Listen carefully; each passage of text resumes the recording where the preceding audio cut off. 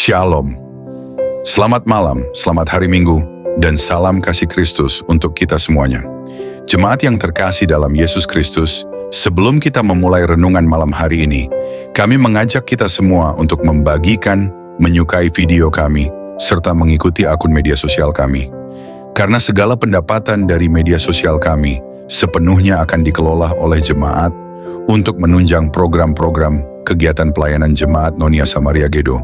Dan atas nama Jemaat Nonia Samaria Gedo, kami menyampaikan terima kasih kepada kita semua yang telah mendukung akun media sosial kami. Kiranya Yesus Kristus yang sumber segala berkat, melimpahkan berkat-Nya kepada kita semua. Amin.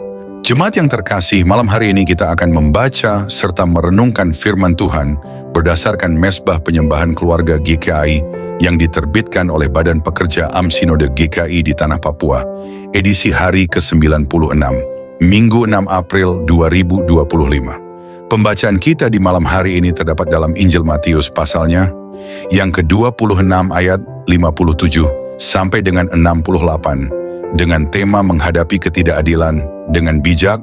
Namun sebelum kita membaca dan merenungkannya, mari kita berdoa. Ya Tuhan, di malam hari ini kami hendak membaca sebagian firman-Mu.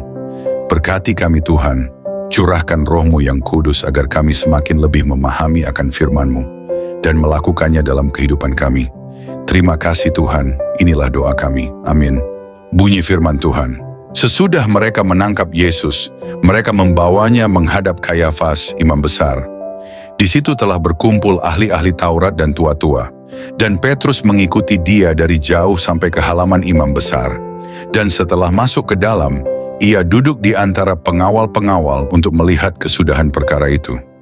Imam-imam kepala, malah seluruh mahkamah agama mencari kesaksian palsu terhadap Yesus, supaya ia dapat dihukum mati. Tetapi mereka tidak memperolehnya, walaupun tampil banyak saksi dusta.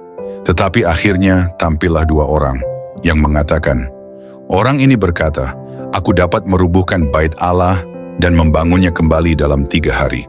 Lalu imam besar itu berdiri dan berkata kepadanya, tidakkah engkau memberi jawab atas tuduhan-tuduhan saksi-saksi ini terhadap engkau? Tetapi Yesus tetap diam.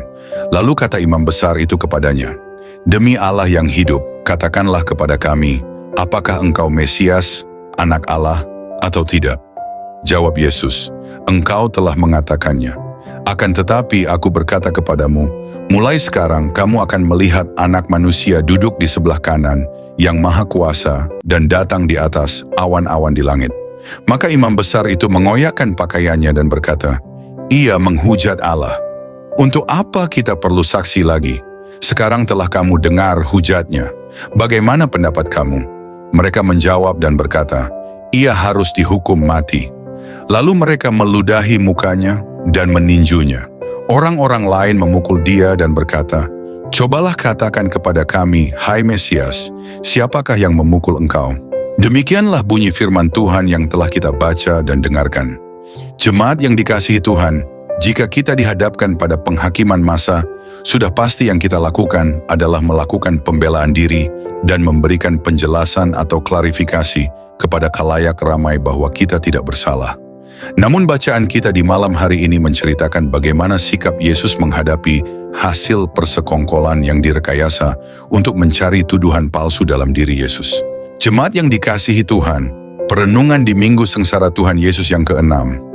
Yesus menghadapi ketidakadilan dengan bijak karena bagi para mahkamah dan imam-imam kepala yang percaya akan kepalsuan dan memberikan hukuman mati bagi Yesus adalah cara untuk merebut pengajaran mereka atas banyak rakyat.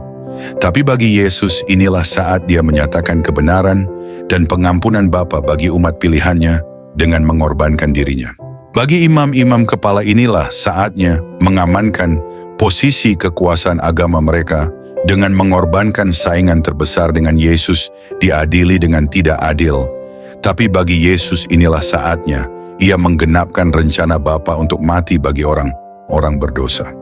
Jemaat yang Tuhan Yesus kasihi, dengan konteks lembaga pemerintah, agama, adat, masyarakat kini yang untuk suatu kepentingan merugikan atau menghancurkan orang lain. Apalagi orang yang dianggap saingan bertindak tidak adil dalam menyelesaikan perkara. Kebenaran diputarbalikan kekuasaan dimenangkan atas nama kebenaran. Yang kuat menang dan yang lemah tersisih atau kalah. Jemaat yang Kristus kasihi, orang Kristen dengan berbagai peran harus bersikap untuk tetap tegakkan kebenaran dan keadilan dan keberpihakan kepada orang-orang lemah, sekalipun taruhannya adalah posisi dan kekuasaan. Orang Kristen di tengah ancaman dan kesukaran hidup, sikap diam dan tenang adalah cara mencari kebenaran Tuhan untuk bijak mengatasi jalan keluar dari setiap masalah kehidupan. Demikianlah renungan firman Tuhan di malam hari ini.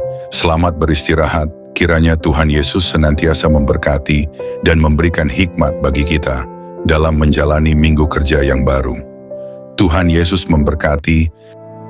Tuhan, ku berterima kasih untuk hidup yang Tuhan beri. Aku ada semua karena